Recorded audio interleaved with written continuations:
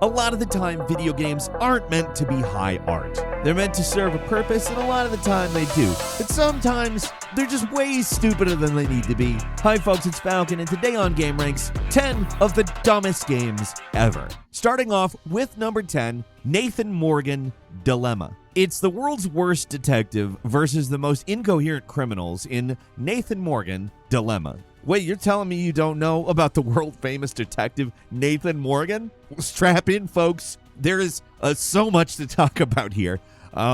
So, the professor has been murdered, and it's up to you, world-famous detective Nathan Morgan, to investigate the clues, interrogate the suspects, and crack the case. In theory, that's what's supposed to happen. In reality, you're wandering around completely lost, pixel hunting for clues that seem to appear randomly while trying to decipher some utterly incoherent dialogue. It's all pre-made assets and AI voiceover, which would suck in a real game, but when combined with the 3 times through Google Translate caliber script, it ends up comedy gold. James and Richard served the army at the same time, same place, and when Richard was drummed out, James employed him in order not that he becomes homeless. Well then. Nathan Morgan is apparently some kind of super detective, but it's not supported by anything that happens in the game. Simple concepts seem to elude this man. The maid complains about her job, for instance, and our boy Nathan's takeaway is to loudly wonder why she still works here if she hates her job. Something is dilemma I can't see. Both she complains about her job and she stays in the same place. I need to find out the reason. Nobody ever does a job they don't like. I've never heard of that, ever. Oh wait, that's right. Every job before gameranx for me. Whatever. Let's move past it. The gaggle of idiots in this mansion are not much better. When asking the mother if she gets along with her kids, she says this absolutely baffling line. First of all, I just want you to know that I am a mother. Just as a mother is to her children, I am to them. Oh yeah, that's really... what? When you use like or as, it's a simile, okay? So her simile is that she's like a mother. Just like a mother is to her children, I am to them. I am a mother. I am a mother because I'm like a mother. Not good logic, actually. Whatever, we're gonna move past that too. Things get really spicy when you ask the mother how she argues with her daughter. Seems like a normal enough question, but she counters with this all-time whatever this is. Her fucking badass boyfriend changed her into money grubbing. Her father wasn't giving money to her by reason of that bastard. Amazingly, everyone just calls this guy a badass. Like, they love this dude. You never see him, but apparently he's a real beast. And according to an actual line in the game, doesn't even have to be around to give his girlfriend an orgasm. That's a real line. I'm not making that up. Someone says that in this game. Which, by the way, I don't need to hear the word orgasm in a game ever. Give me all the curses you want, but awkward, stilted dialogue about orgasms, not my thing. I mean, it's my thing if we're talking about how funny it is, but if we're regarding this as serious art, no. The more you play this game, the more obvious it is that Nathan is just a terrible detective. People give this guy layups all the time, and he just doesn't follow up on it. Like the kid, who, by the way, is not normal as hell. Another line from the game, folks. He leaves a drawing with blood and graves on it, which is pointing to a spot that you'd think would be a good idea to investigate, but for some reason you have to ask like 3 other people about the drawing before our brilliant detective decides, maybe I should look into these graves that this child depicted so grimly. It's not out of the ordinary for children to draw graves with blood. That's not questionable behavior at all. No, I need somebody else to figure that one out for me. Also, make sure you find the shovel so you can dig them up and see what's buried there. But wait, there's also a pistol just sitting there. Wasn't there before. Went back, checked, just appears when you try to dig up the grave. So you find the murder weapon, but then your guy gives up on digging the grave. Apparently, he went through the ADHD program for detective work. And by that, I mean a program that instills ADHD into your detective work. Not like one that compensates for it, which I think would be how a program probably should work. But whatever, I don't know. This guy's the expert, right? Sure, the crime scene's on the stairs, but no, we need to not bother investigating that. Oh, everyone says they were sleeping during the murder, even though you know that the professor died from gunshot wounds. You know, loud gunshot wounds that come from guns that make lots of noise. And don't pull like an, oh, he used a silencer excuse with me on this one. We're talking detective games. Those should understand that silencers don't actually silence anything. And get this game is barely an hour long. And if it was any other game, this would be hours of content that this much weird is in. But I've talked this much about a game that is barely an hour long. So what? Was your boyfriend here? There's no need for him to be here to make me an orgasm. And number 9 is Dinner Date. You probably heard of the walking simulator. The genre of games where you walk. That's pretty much it. You walk and you look at stuff. People have argued whether these sorts of experience games really count as video games at all. But I don't really care about that here. Here comes Dinner Date, like walking simulator. Who cares about that? This is a sitting simulator. That's the game. You play as a sad sack schlub sitting in his dinky little kitchenette waiting for a date to arrive. You can press certain keys to trigger context actions like look at the clock or look at the kitchen, all with this tragic loser incessantly mumbles to himself. That's the game. I don't know, just eating bread by myself here. If I had just let it be dancing with the guys, I might go. You sit there, you press buttons and do nothing, and you wait until the game decides to transition to the next thrilling twist in the story. Sounds boring, but strap yourself in for some excitement. He drinks a glass of wine, eats some bread. No one will be seated when he drinks a second glass of wine. Slow down with these epic set pieces here. I can barely keep up. At the end, it seems like the date's finally here, so he rushes to the door, but it ends in tragic disappointment because of course it does. Have you seen these hands? There's no way they're modeling an actual human woman. That's it. That's the game. Guy gets disappointed and decides to go out. He got drunk after 2 glasses of wine. Roll credits. It takes less than 20 minutes to play through this whole thing. Is my life more enriched by this? Did I learn something new about the human condition? No. I pressed some buttons, listened to a dork complain about his life insufferably, and it cost me $3.99. It's not a lot of money or anything, but I still might as well just flush it down the drain. The only redeeming factor about this whole endeavor is that for some reason, a dinosaur comic strip plays a certain role. Remember when webcomics were big? That takes me back. Is this whole thing some kind of elaborate troll? I don't know. Trick question though. Doesn't matter. Whether it's intentionally a joke or not, you're a sucker. Damn! I can't stand she didn't show up. So much depended on it, didn't it? And number 8 is The Fast and the Furious Crossroads.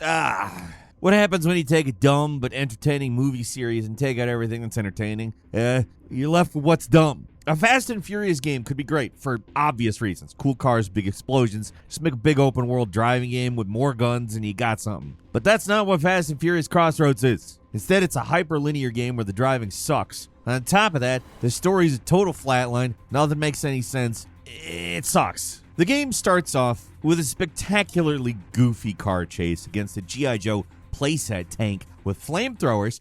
We need to take out that flamethrower. Yeah, well, you try it driving blind. I can't see a thing here. Look for the 3 fuel tanks on the back. I see them.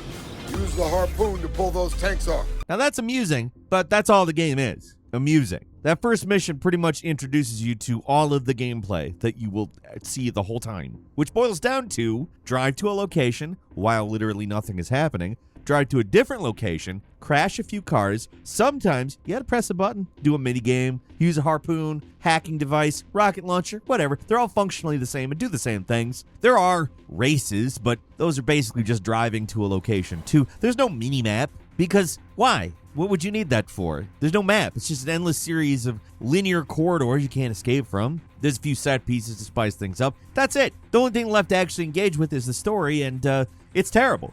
Instead of focusing on the characters from the movies, which would have cost more money, this game introduces 2 new and extremely boring characters to follow. One hates technology, and the other, get this, likes technology. One tells terrible jokes, and the other doesn't have any discernible character traits. One's black, one's white, one has long hair, one has short hair. Oh my god, wow. Wow, what a dynamic duo. Sure, Vin Diesel and Rodriguez are sleepwalking through their brief appearances, but at least listening to Vin mumble his way through expository dialogue is amusingly dumb instead of just boring, which the rest of the game is just boring. There's so much nonsense in this story, like how the family has a small army of armed Interpol soldiers at their beck and call, but they just sort of pretend like they're not there. Also, this gigantic armored train appears out of nowhere, which is... I don't know how the bad guys were able to make a train that's so quiet no one heard it coming, but they were able to hide the train tracks, and the train is so surprising that the heroes immediately forget their entire entourage and just pretend they were never there. Something's not right.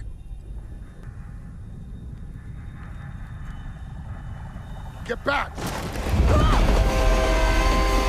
The game's full of just total nonsense like that. Under a microscope, nothing that's happening makes any kind of rational sense. Now, with the movies, you can overlook that nonsense because you're going to get some spectacular action sequences, and genuinely, the movies are fun. For everything that's wrong with them, there's something they do right, particularly just in kind of oozing personality and community even. But this game, all it has to offer is some of the floatiest, most unsatisfying car combat I've ever experienced in a big budget game. There's some funny stuff, but there's a lot of boring padding to get to it, and it's not worth that. I'd say stay as far away from this game as you can, but it's fine. You don't have to worry about it. It's been delisted. Couldn't play it if you wanted to. At number 7 is Ride to Hell Retribution. To give this game some credit, it's at least a little more ambitious than Crossroads. You can actually walk around on foot. Does that necessarily make it better? No, it's actually worse. A lot worse, and somehow dumber. You know you're in trouble the minute the game starts up. There's this really awkward cold opening where they cycle through a few epic moments in the story, presented in the most stilted, awkward way you could possibly imagine. You're firing a turret, and now you're in a QTE fistfight, and now you're jumping on a ramp, which is supposed to get you all hyped up, but it doesn't. It just fills you with dread.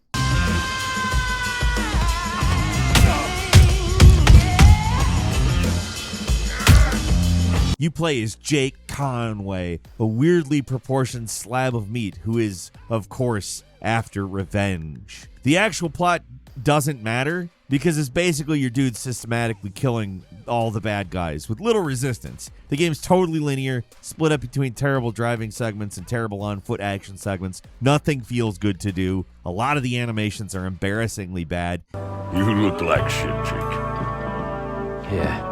I feel like shit, Mac. Welcome home, boy. And the actual events happening before your eyes, this is a running theme with this type of game, but rarely makes any kind of sense. Like, look at the driving segments. They're just these endless stretches of road that don't actually connect anything. You just start in the middle of the road, you drive forward for an arbitrary amount of time, and then the mission ends. Just ends. Even though you're supposed to be in the middle of nowhere, there's so much construction and crashed trucks blocking the road, and random bikers, they want to kill you. They're there, and they want to kill you. The bike controls, of course, are terrible, and the combat, laughable. You just sort of press buttons if you touch a bad guy, and then they immediately choose death and drive straight into a nearby picket fence, which somehow causes their bike to explode. The shooting is just regular terrible, but the real highlight of the awfulness, it's the sex scenes. Like I said, I don't want to hear the word orgasm in a game, much less see a sex scene. And it's not that I am a prude or anything, it's the uncanny valley. While they've certainly got past a lot of stuff with that, they have not cleared this hurdle. And for all the cringe that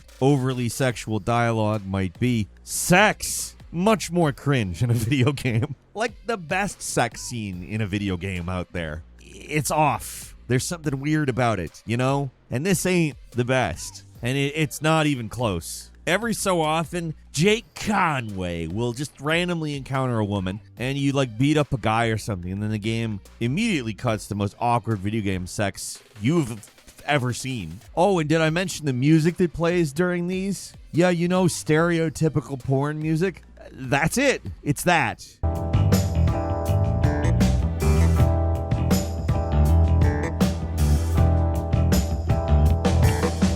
But if there's one moment in this stupid game that's really burned into my brain, it's the part where Jake Conway needs to get over an electric fence. This is legendary in how insane it is. What does our boy do? Does he crash his car through the fence? Does he shoot the breaker box like Metal Gear Solid? No, what are you? Are you stupid? He does the obvious thing and hijacks a fuel truck, gets into a high-speed car chase with the police, drives into a power plant, kills all the workers inside the plant for some reason, then blows up the truck. And it's not to destroy the fence, it's to turn the power off for it. It's one of the most bafflingly stupid sequences I've seen in a video game. I could not believe what I was privy to.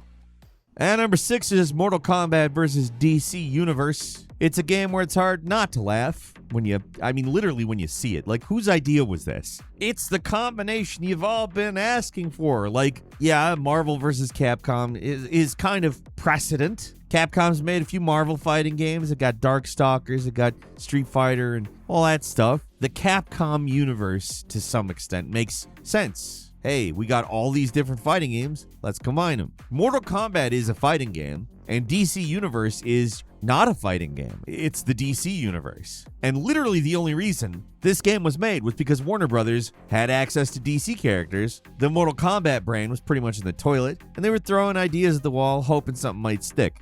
I don't know why this was what they went with. I don't really see a Mortal Kombat missing all of its unique features, sticking to the wall, so to speak. Fatalities were neutered. Blood is barely there. The heroes can't even do much of anything Mortal Kombat.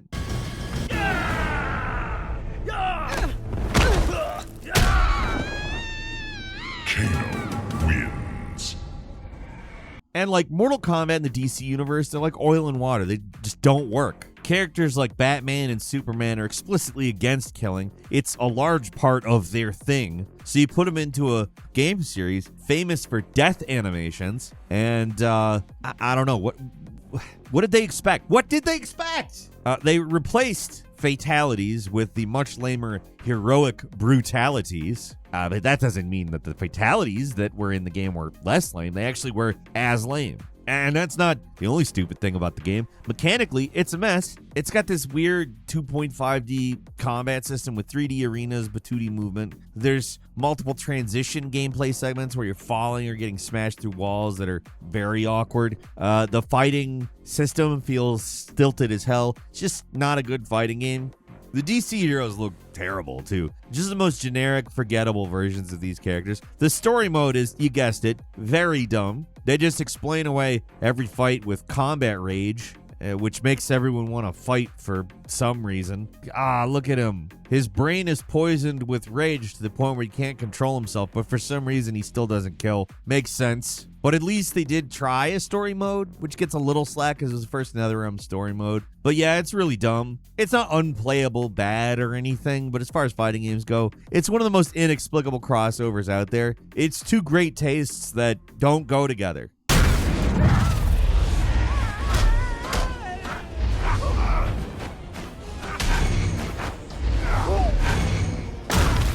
And number 5 is crying is not enough. You know you got a winner when there's 2 separate attributed quotes less than 4 minutes into the game. They couldn't pick one. We needed to hear from Mario Puzo and Ayn Rand. The vision demands it. Crying is not enough is a horror game that really wants to be Silent Hill 2. They also want to be Hideo Kojima with all the fourth wall breaking arcade game stuff and a weird military story, but Kojima, the director, was not. Say what you want about Kojima, but when it comes to game design, he gets it. And this game doesn't. This is an embarrassing mess. Stop me if this sounds familiar. Guy in a green jacket is searching for his missing wife. Only this time, instead of just going into a foggy town, our hapless hero is recruited into a secret mission to infiltrate a military island. Sure, why not? That's when the actual game starts, and man, it ain't pretty. It's like Resident Evil if the map was way too big with respawning enemies and no clear direction as to what you're supposed to do or even where to go. Sometimes doors are walls, sometimes they're doors, and it's not really possible to tell by looking at them when they are. You gotta bump up against them. Certain triggers can just break, forcing you to restart the whole game over again. Huge mess.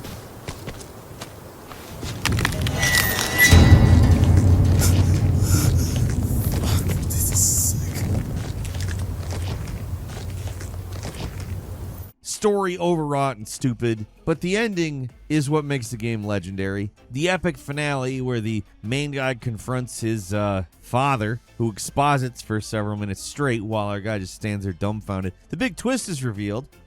the entire time you want a revenge, but also your wife want a revenge against you because you're from completely made up countries or something. It's a convoluted mess, but how it's resolved is just absolutely perfection. Your wife presses a button and they hit explosives on the main guy and he just blows up. Fool!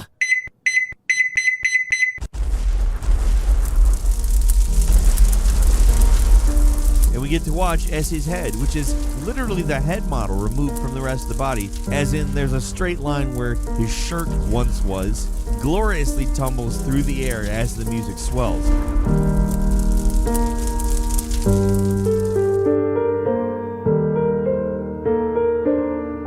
It is one of the most absurd things I've ever seen in a video game. A+ for absurdity's sake. And it's supposed to be serious, which makes it much funnier. At number 4 is Balan Wonderworld. This is one of those games where every step of the way, all you can do is just wonder, what were they thinking? What caused them not to do good? Just so much what is going into this one. So much makes no sense from a story or a game design perspective. It's one of those things that looks like a real game from far away, but the more time you spend with it, the more it leaves you scratching your head. Like, did you know they released a book tie-in for this game? There is a book for this little kiddie game that barely has a story to begin with. That is the first of many very bizarre choices. Perhaps not even the weirdest. Let's talk about the one-button control scheme. What? I'm sorry, but that is just too simplistic. You can literally do one action in a certain costume, that's it. And you can't even jump on command unless you've got a costume that lets you jump. Hey! Hop! Poof! It's extremely limiting. Like, it makes the game feel like it was designed for literal babies. But then there's cutscenes that deal with more complex emotions that, I don't know, babies don't understand. Babies are kind of best known for thinking people are gone when they put their hands in front of their face and then are surprised when the person opens their hands like a door and says peekaboo. That's what babies are famous for. So, seems like this game is a little much for them. The level design, totally bizarre as well. All the ghostly figures that follow you around, they aren't charming, they're creepy. And everything's dancing all the time. It's not charming though, it's definitely creepy. It's hard to explain, but their movement's just so weightless and awkward. Like they motion captured the movements of a real person and slapped it onto a cartoon. The music is quite good, but everything else feels very lifeless and uncanny. There's a lot of other bizarre choices, like the fact you can't even play as the titular character. There's a lot of extremely boring QTE minigames called Balan's Bout, where you, I guess, sort of control Balan, but that's it.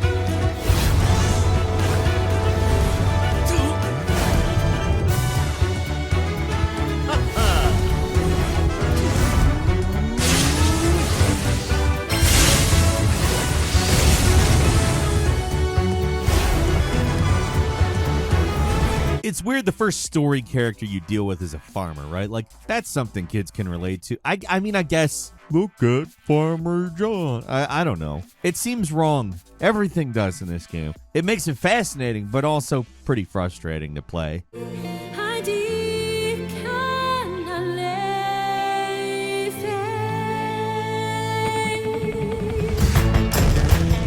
And number 3, The Walking Dead Destinies. Bad game, dumb game, in many, many ways, right? Like, we've talked about this game a lot, so has everybody. But let's be real, the thing we're all here for is the cutscenes, the gloriously bad cutscenes. You do not just watch these things, you experience them. Nothing has happened here.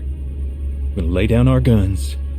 We're gonna walk back to the farm, together, back to Lori. Put this all behind us. Bullshit. This only ends one way. Only one of us is going back to that farm.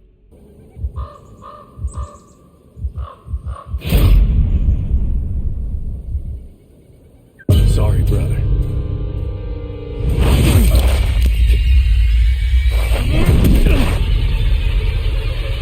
We were doing just fine without you. Then you come back and just destroy everything. In 2023, we got the double whammy of Rise of Kong and this, both coming from the very appropriately named Game Mill. Because, man, these guys crank them out. It's a name that doesn't exactly inspire confidence. And it shouldn't, of course, because both these games are bad. They're both cheap, rushed piles of garbage, but Walking Dead Destinies is probably funnier. Because of cutscenes, obviously. Seeing these ugly facsimiles of characters from the show make these dumb expressions at each other, it is the reason to experience the game, because otherwise, it's just awful. Shane, you can't just let some murderer stay here, sleeping right next door to your unborn child. You don't know me. You don't know nothing about me. This is how it's gonna go.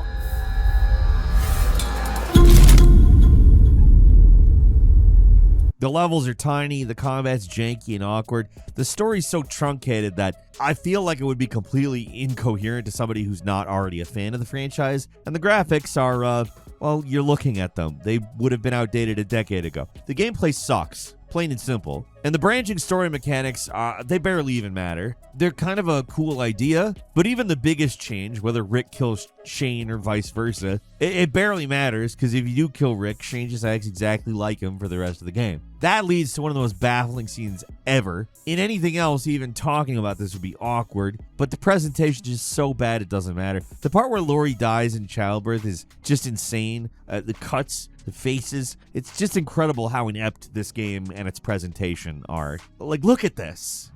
I could. No. No. No, no, no. No, no, no! Moving on to number 2, plumbers don't wear ties. Anyone remember when garbage like this was supposed to be the wave of the future? Put down those baby games like Mario and Sonic. This is what the cool kids are playing. A barely disguised softcore porn game that's so half-assed it makes Night Trap on the Sega CD look like a masterpiece in comparison. It starts off with some actual video, but don't get used to that. Pretty much the entire rest of the game is just static screenshots with audio playing over it. Maybe they'll sneak in a video toaster, star wipe, or something if they're really feeling spicy. Like, look at this title screen. It looks like it was made in MS Paint. Such is the power of the 3DO. This is one of those games where they try to paper over how crappy it all is with fourth wall breaking humor. And, well, let's just say when you can't do anything else right, doesn't seem like it's good to think that you're going to do that right. Because they don't. It's all really, really awkward and bad. Mr. Thresher, I don't have a lot of money. I was counting on this job, praying for this. Oh, God. Mark, I'm desperate. Life isn't that harsh. Give Jane something to hope for. Poor Jane. She got turned away. Note, you must be 18 or over to take a look at this decision. You know, perhaps something can be worked out after all. Yes? Take your clothes off, Jane. Now see how your sick curiosity led Jane into this mess? My God, what kind of perverted monster are you? Jane says no to this disgusting proposal. If you really enjoyed the shower scene in this storyline, check out this decision. Apparently, pretty much this entire game was filmed in a parking lot. Like, they filmed all of the audio just standing outside. Also, so many of the choices here don't make any sense. There's random objects edited into scenes, nonsensical cutaways. It's just all around embarrassing in a way that few games are. But most of all, it's dumb. Everything is dumb. Every line is dumb. Everyone has these goofy, dumb expressions. The story is cartoonish and pointless. It's dumb. Everything is so stupid. Well, if you think I'm that type of girl, you got another thing coming, mister. Because I don't do one-night stands, I don't date musicians, and I don't roll over just because you bought in this game. Fair warning, I'll be resisting your every move and enjoying your every mistake. I trust it won't be the first time you made mistakes with the opposite sex.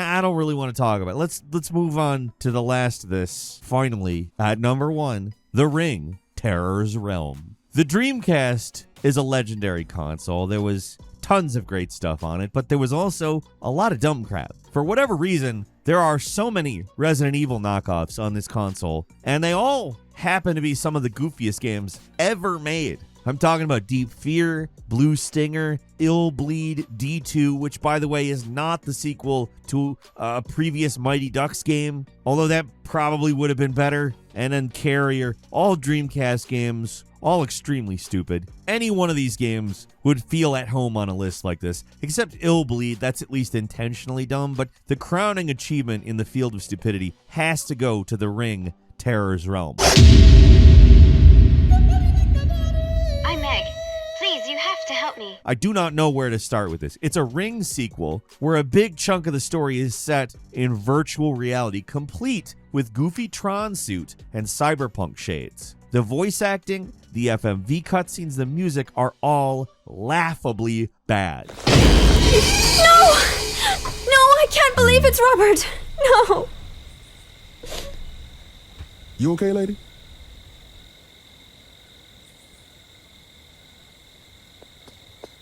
Meg, what's going on over there? Like, hey man, what's happening here? Now hold on a moment, sir. I know the two of them. They're friends. What happened? I don't believe this. I see. Oh, Meg. Could you explain your relationship to either her or the victim? Yeah, I know the two of them. They're both my friends. I'm Jack, and this is Robert's girlfriend, Meg. Oh, I see. Well, I'm what sorry. What happened to Robert? The Office, which serves as a hub for the game, has this endlessly repeating music track that feels like it's 5 seconds long and repeats, like I said, nonstop. It's way too loud. You spend half the game listening to it, and you start feeling like you're going insane after a while.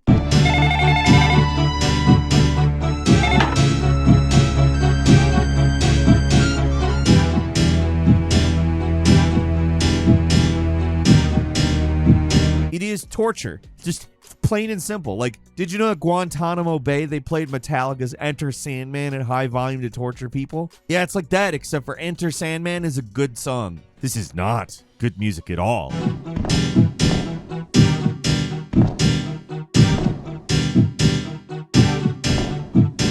But of course they put the most obnoxious music in the one area you're forced to wander around forever to figure out what you're supposed to do. When you do finally get into the VR simulation, you would think this horror game might start trying to be actually scary, but that's a big no. The monsters that stalk this virtual world are big, goofy monkey men. Like, give me a banana type goofy monkey men. Game's just a non-stop cavalcade of nonsense, but it's so unpleasant to actually play that it's literally painful to experience. Watching a long play won't even spare you the torture. The music just doesn't stop.